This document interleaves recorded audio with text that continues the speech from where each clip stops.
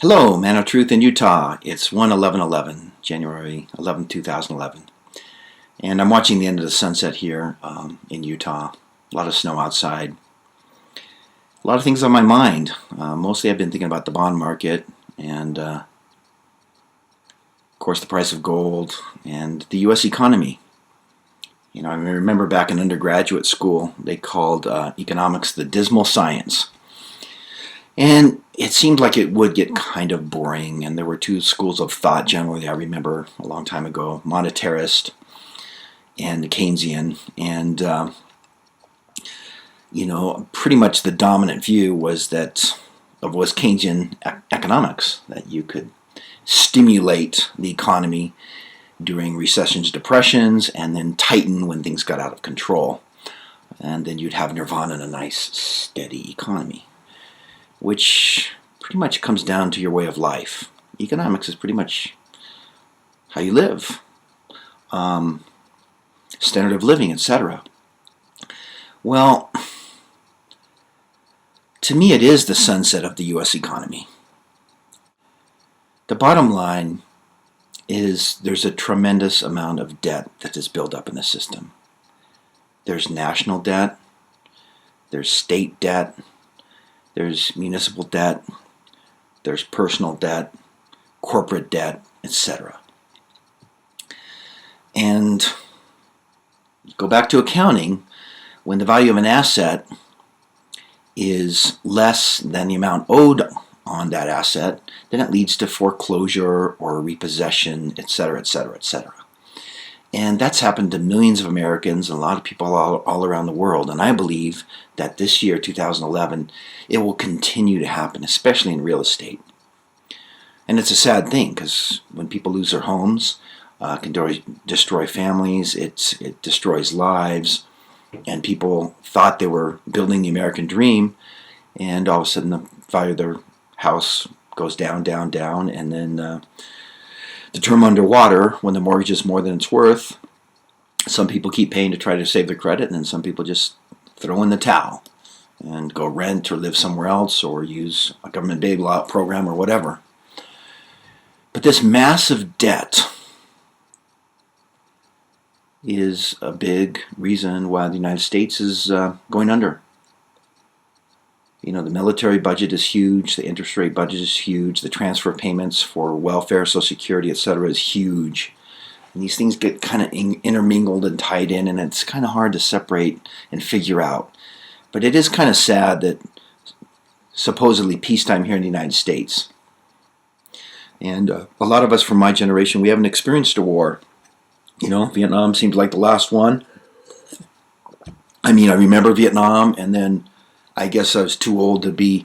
I don't think there's been the draft since then, but I remember as a young child people being drafted and going to Vietnam, and a lot of Americans of course, millions have sacrificed, gone to war all over the place, and so it's a relevant question. When to bring the troops home, whether to send them, this or that.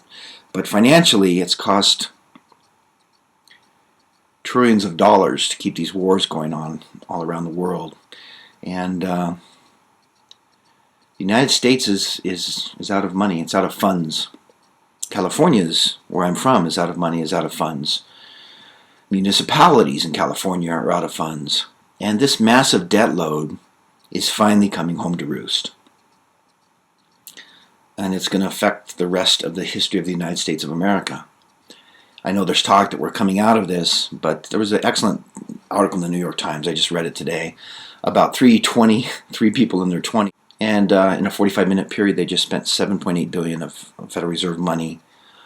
And they feel they're doing it on behalf of the taxpayers to prop up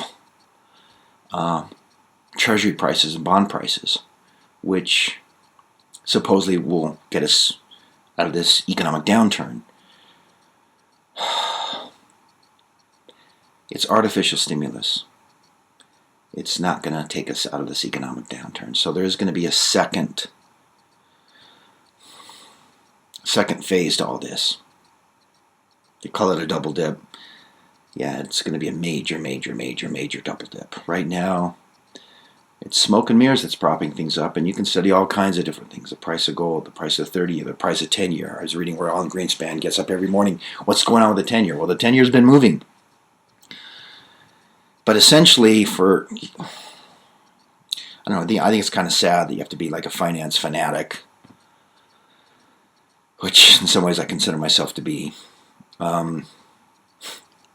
That I've just been fascinated. I was fascinated by math as a child, science, and then fascinated by macroeconomics because it affects people's lives whether they know it or not. And millions of people know that, and it'll continue to affect their lives massively in 2011 and 2012 and 2013. But these debt levels are unsustainable. And generating money with computer clicks to try to save the economy in the long run will not work. The exit strategy is not viable. So 2011 should be a year of continued preparation. It's hard, like if you're a retired person, you're depending on the 10-year rate to, if you have $100,000 in the bank and you're expecting to get your $3,500 a year, yeah, maybe you'll get that coupon rate, but if interest rates go up, then the corpus of the principal goes down. Inflation can affect it. Default can affect it, and that's coming up, so I'll have to make a video on that. That's a big deal. Obama's economic advisors freaking out about Congress not raising the debt limit once again, so I'll have to talk about that. But the big issue for 2011, and I'm saying this on 1/11/11, is debt. This massive debt load and this artificial stimulus. So you need to ask yourself, all things considered, will this be fixed? I think financially, it cannot be fixed, which leads to ramifications in all kind of areas. Now, the sun's setting here in Utah, and the sun is setting on the U.S. economy. I mean, think about it really, really big picture. Okay, if you're on Wall Street, it's hard to think big picture. Let's say let's say you could be this. You're an Indian sitting by a lake, and there's trout jumping up, and it's warm, and eating mosquitoes. The sun's going to come up the next day. The deer are in the forest. The wild edibles are out there. Or you're planting corn, like down in southern Utah, and depending on the rain, to bring you that crop and that yield. From a big picture standpoint, it just is tragic that all this market manipulation and money supply and fiat money can lead to a collapse of an economy, a collapse of a civilization. In fact, I'm reading a book called Collapse right now, which is on the New York Times bestseller list, and just thinking about that rather deeply. But the sun comes up, the snow's there. Obviously, we have plenty of water this year, especially those folks down in Australia. Wow, my heart goes out to you. I saw a flooding video today and have to put it up on my channel. Amazing. But the sun comes up, life continues on, but macroeconomically, standard of living and how we live is getting crushed because of all these debt obligations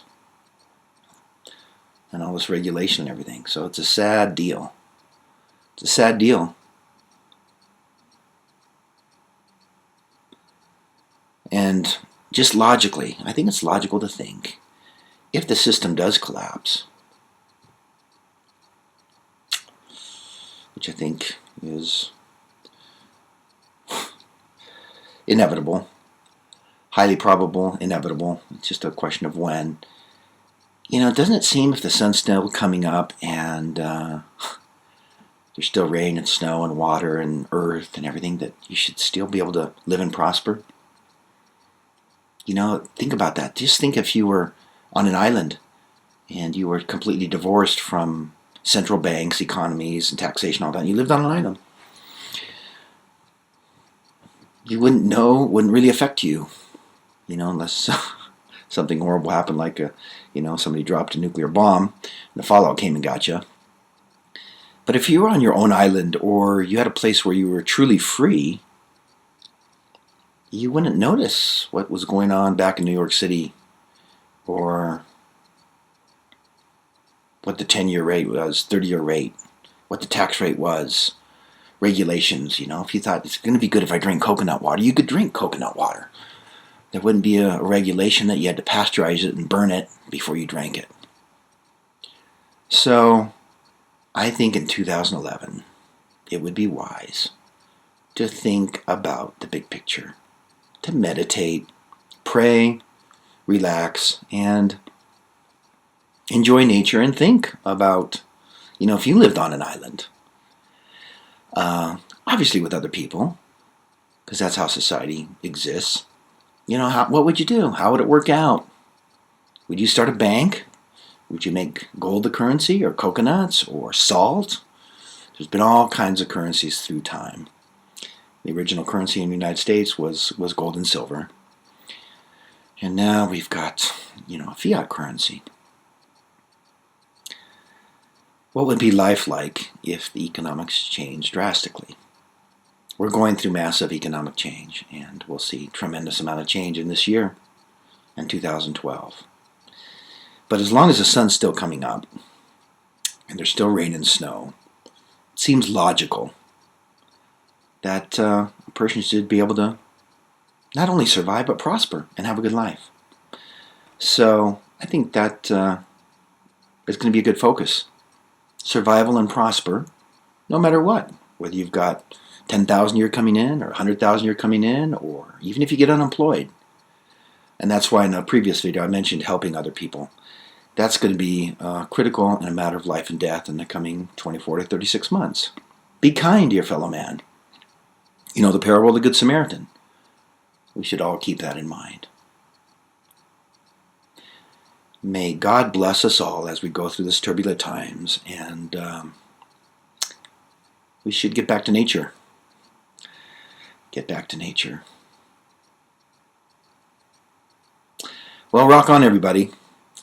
I think I'm going to get a solar-powered charger for my iPod, so that I can listen to music in case the grid goes down, because there's a lot of songs I like.